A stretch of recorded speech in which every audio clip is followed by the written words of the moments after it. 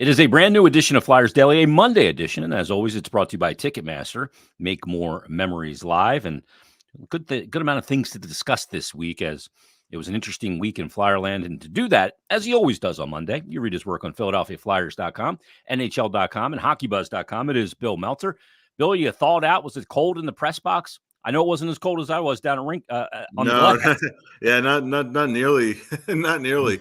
I came with Anthony Mangione and Russ Cullen. We carpooled for it, so we got to check out some of the fan fest things outside. It was it was pretty cold, but obviously it could have been a lot worse temperature wise. They didn't have to split a period, splitting switching sides halfway in the middle of the game or whatever. So all that reasonably cooperated. It was, I guess, hockey weather, but no, the whole spectacle of it. Obviously the result of the hockey game was disappointing, but the event itself, it's a great event. It's always great to be part of that. Bill, I was, worrying about it a little bit going into it. I'm going, has the outdoor games kind of jumped the shark? Is there still a lot of luster to it? Is there, is it something where fans really want to go and watch a game from further away and outdoors? But there were 72,000 people there. That place was jammed. And, I first walked out for pregame at 7. I'm like, there's not that many people here. And the Jonas Brothers were just getting ready to come on and the whole thing. But when they did player introductions and the anthem, I looked up and from on the field, and as far as I could see to the very top row, they were jammed. So there obviously is a demand for it still. Yeah, no question. As a fan experience, it's an amazing thing to go to, whether you've been to a couple or not. I think in terms of anticipation, if you've that's why we're the Flyers' 6th outdoor game, so for me, it wasn't something I had circled in the calendar all season. I really started focusing on it as the week approached, and obviously the final few days beforehand. But I was excited for it. By the time the game actually rolled around, I think you can kind of compartmentalize some of these things. I think players, from a player standpoint, the guys are doing it for the first time.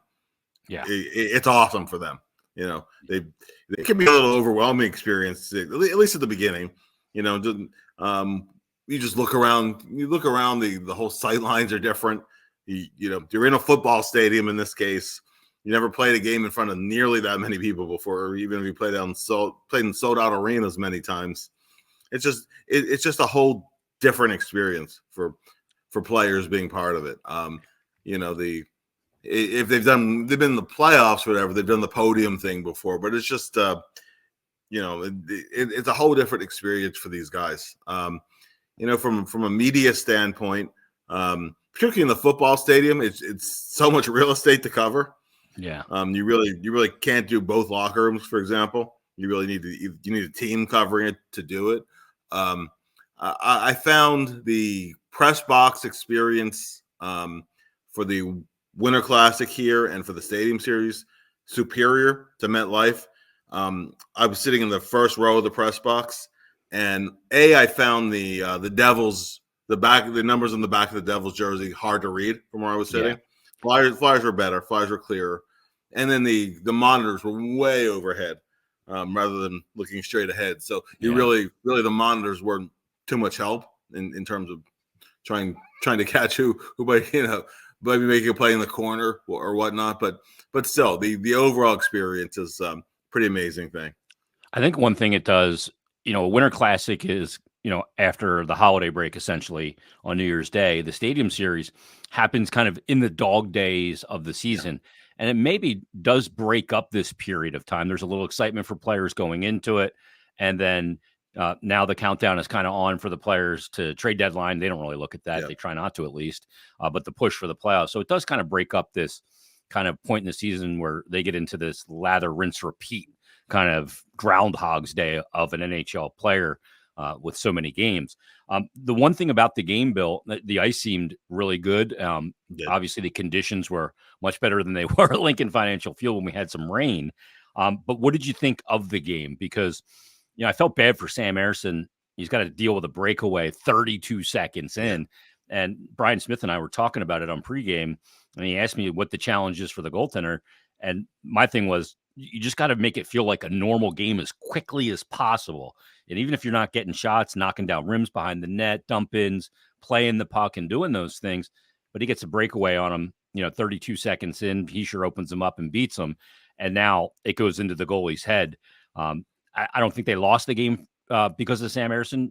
I didn't think he had his greatest game, but what did you think of the performance? Well, as from Sam, no, certainly not his best game. The two rebounds he wanted to have back. Yeah.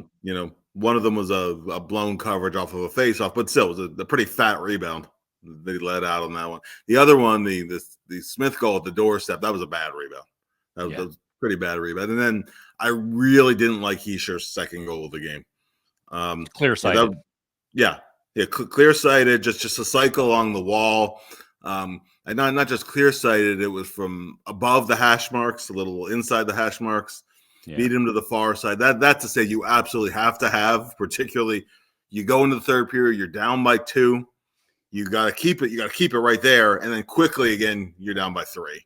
So not Sam's best game, but as a team, you could say that pretty much for the entire team.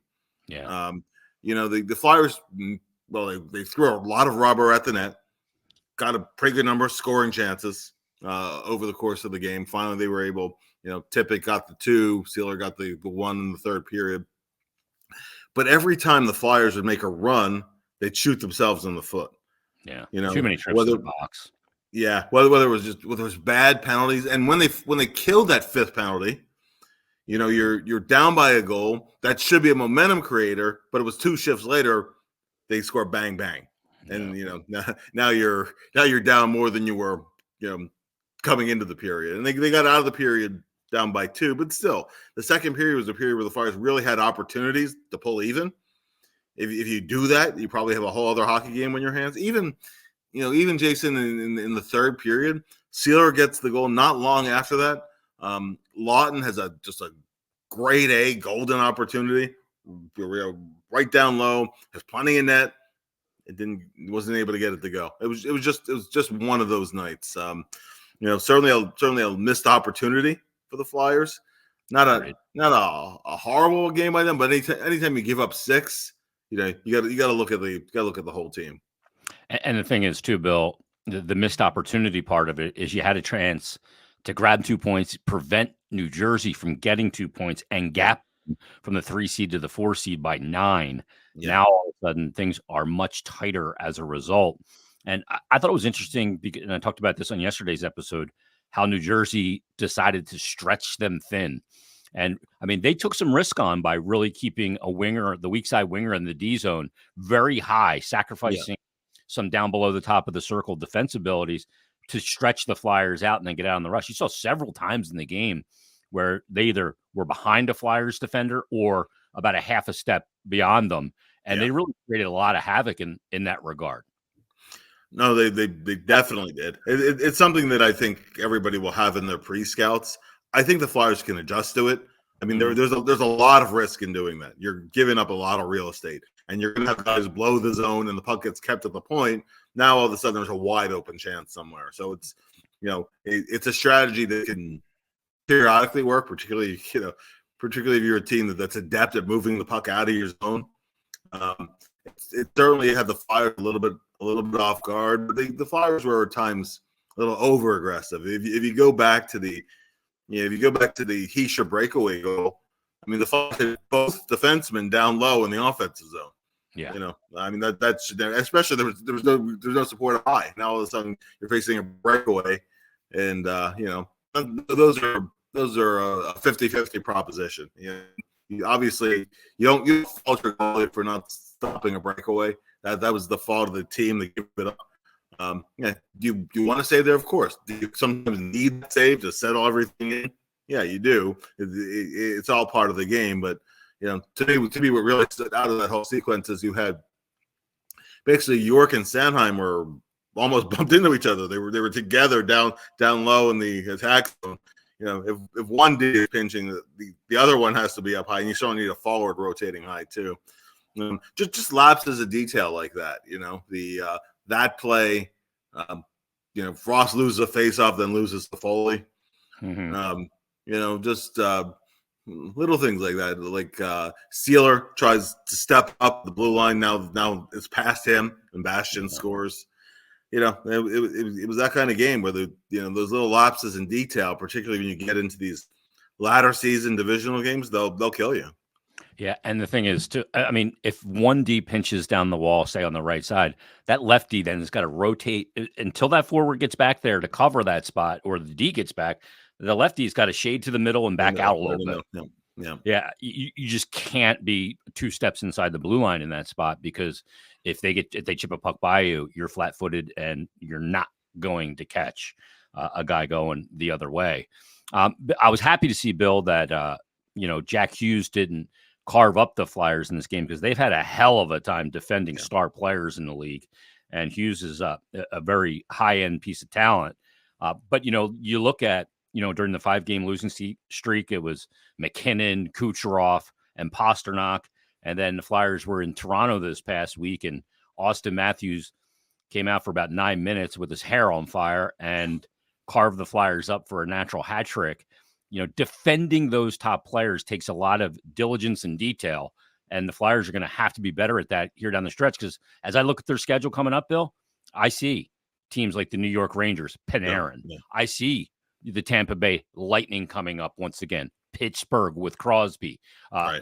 Ovechkin, even though he's not playing that great, with Washington, Toronto again 2 more times, Florida and Reinhart, who's got a 46 shooting percentage on the power play. Like, they've got to find a way to mitigate the damage these star players are doing. No, absolutely. It's really hard to shut them down, but you have to do a little better job containing them. Pasternak is another one, and then they have to play Boston again. Pasternak always kills them. Yep. So yeah, they 100% they had to be better, and it has to be a game-long thing. If you look at that Toronto game, Flyers were the better team in the first period. They were the better team in the first 10 minutes of the second period. Yep. I think they were out to an 8-1 shot lead, getting along halfway in the period, and then give up one, and then all of a sudden they just rolling over you from there. The natural hat trick. And in the third period, he could have had another one. He could have had a fourth one. Yeah. Because Toronto had the better of the play early on in the third before the Flyers really, pushed back at them. And it's little things too. What started the ball rolling downhill in that second period? Yeah, exactly right. Exactly right. And that's those kind of lapses. You can do it. You can't do it where and also bad line changes. 2 bad line changes in that game were very costly to the Flyers. And you can carry a lot of the play if you're not especially if you're not an A-level scoring, and the Flyers are not that. Those little those little lapses will end up proving very costly more often than not, but especially when you're against top opponents, and even guys that are a level down, as we saw with Hischier, can burn you. Yeah. They did a pretty good job containing, as you said, Hughes. Jesper Bratt has absolutely killed the Flyers in his career. He was fairly quiet in the Stadium Series, but teams have that depth of talent, and those the top end guys. Go back to the Ottawa game. Yep. I think everybody knew Giroux was at some point. He's an older star, but still a star. Somebody knew that Giroux at some point was going to step up with a big play for Ottawa. And whether it's beyond having guys on your own side that step up for that big play, you have to do a better job of making those plays as infrequent and as difficult as possible. Bill, we're now basically 2.5 weeks from the NHL trade deadline. It's coming up a week from this Friday on March 8th. And, the Flyers are still running 11-7 on a lot of occasions. They did in the Stadium Series game as well. That's with Ristolainen shelved right now and injured, and we don't know exactly how long he's going to be out. And I think a lot of Flyer fans, I'm seeing it on social media right now, they're going to end up standing pat. I don't know that you can judge everything just by the trade deadline, because I have this scenario in my head. Like, I don't think Ristolainen is a trade deadline move, and he's hurt right now. So I think that makes it Yeah. even less likely. But I could see a scenario where Sean Walker extension came, people going, oh, they bait and switched us on that they were selling, but then make the move in the summer for a defenseman like Ristolainen, and you end up keeping Walker, who fits this system like a glove. No, for sure. And it is I think if you walk away from the deadline without decisions made on your expiring contracts, I think you do open yourself up for criticism. Yeah. Where the Flyers are right now, to me, is it's very similar to kind of where they were 2016, 2018. Mm-hmm. They made the playoffs, had 96 and a 98 point season the second time around, but they weren't really up with the top contenders yet. Even though there wasn't a huge point gap, this has not been a great year on the whole for the Metro. A lot of teams have been a little bit up and down. Yeah. When Carolina's scrapped, you're right. Yeah. I understand. Yep. So when you view the bigger picture, I mean, the Flyers are kind of fortunate to be where they are in the standings. They've played well. They've overachieved. All of that. But I think I do think that it's a positive that Danny Briere and Keith Jones, and certainly Torts has been banging this drum too. They have to do what they have to do with the deadline. But it's not just the deadline, as you said. It's the off season too.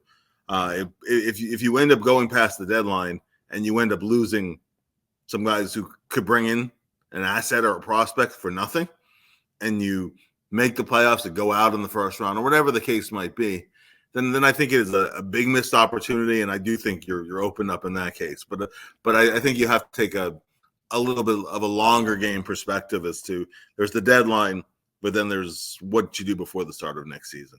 Yeah, before the new league year. Jeff Kirsch had sent me this email. He said, hey, Jason, in light of recent rumors about Scott Lawton not just potentially being traded, but potentially being traded to the Rangers. I know Friedge had mentioned that on 32 Thoughts. He said, do you think there's any chance that the Brain Trust would consider that? He said, I think it would be a bitter pill to swallow from many fans if he were traded in general, yet people would understand it if the return was an offer that couldn't be refused, as you like to say. And he said, however, having that happen with the Rangers would be a bridge too far, in my humble opinion. What say you and Bill? Bill, could they deal with the Rangers in this situation? I think you have to make a deal that's right for the team. Yeah. If it is with the New York Rangers, it's with the New York Rangers.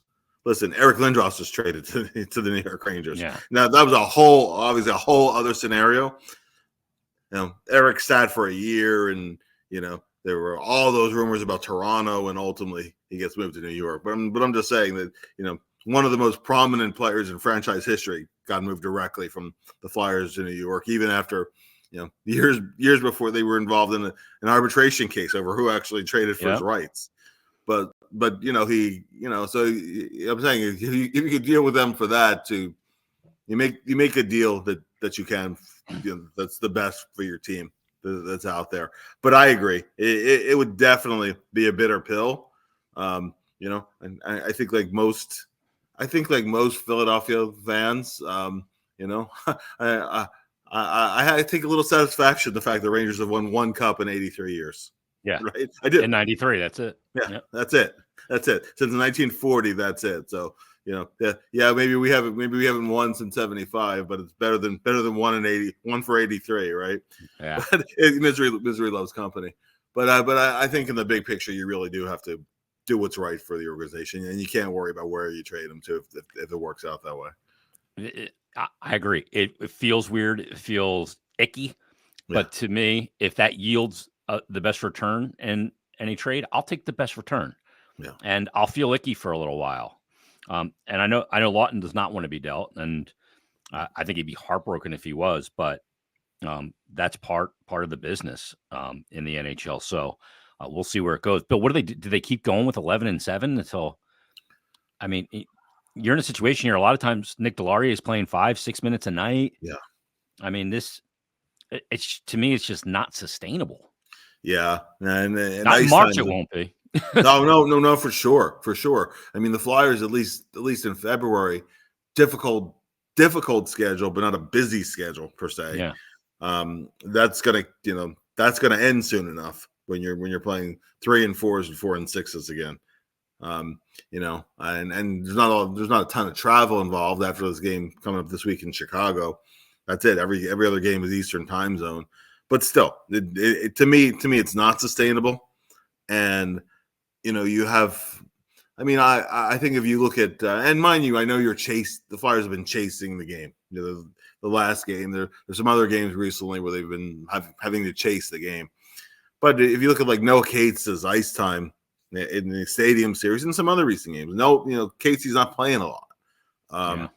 Yeah. You like to work in.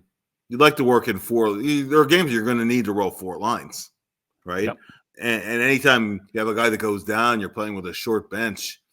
It's going to hurt you. It's going to add up.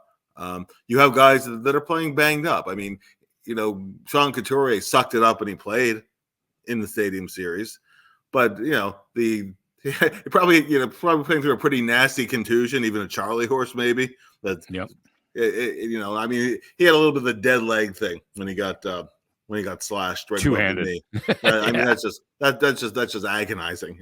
Yeah, Mhm. but it's not going to keep you out, but it's going to hinder you a little bit, right? And you need to be able to give some other guys a little bit of extended time to carry you through some of those games. And it's just the defensemen don't like running 7. Anytime it's an odd number like that, to me, it's not a sustainable thing. I understand it's not totally without an occasional benefit, but I think there's more drawbacks than positives. Yeah, 15 games in 30 days in the month of March. You're not going to be able, and guys like Cates are going to have to play more minutes because you can't roll guys like Couturier out for 15 games in 30 days and play them 21 minutes a night. Yeah. They just won't survive it. Bill, are we worried about Joel Farabee at all? His game, doesn't look like he's not playing well, but he just has not been finding the net. He's now gone 8 in his last 8 games. He's got 2 assists. He's a -7, playing over 18 minutes a night. And prior to that, he was a guy that was on the score sheet pretty much every night. And he was a very reliable guy for going back into the very beginning of December. I mean, I can give you the numbers on this going all the way back to December 7th. In the 23 games, he had 9 goals, 16 assists, and 25 points plus 8. But now all of a sudden, is this just one of those things in an 82-game season that's not going to find the back of the net?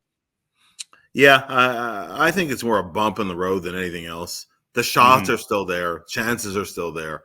In the Stadium Series, he like a lot of guys on the team, he had little surges. There were parts of the game he was very noticeable, parts of the game where he wasn't so noticeable. But I think on the whole, his body of work this year has been really good.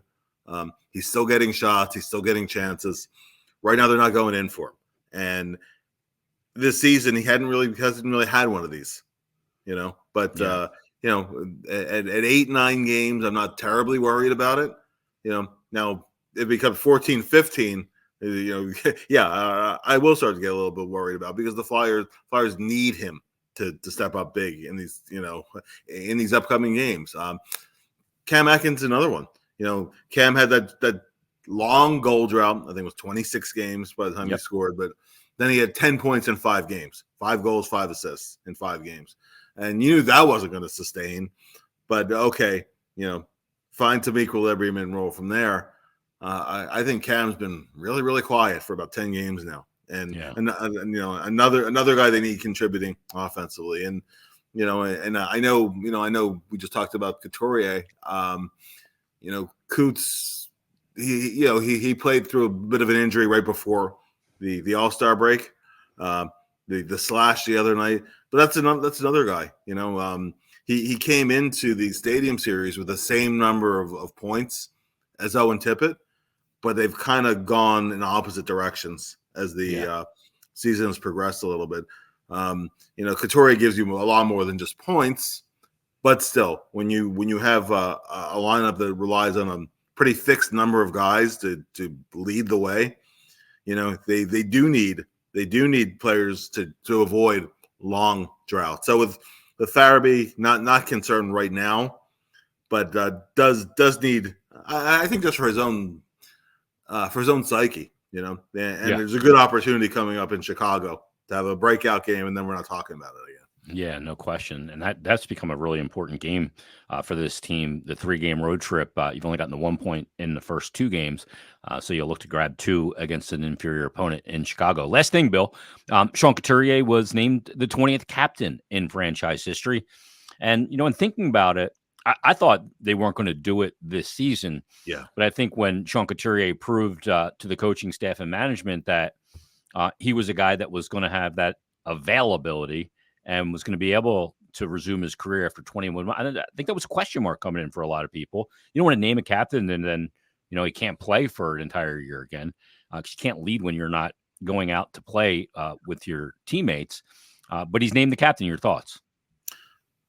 Can't think of a better choice. Mm-hmm. Just in terms of leadership by example. I like the story that Travis Konechny gave, where Couturier said more with a look across the bench than he could have said by words, and he's the guy that teammates don't want to let down. They know what he brings every single night. They know that if he's banged up, he'll play through it. He never makes excuses. He has just fantastic work habits, quietly competitive.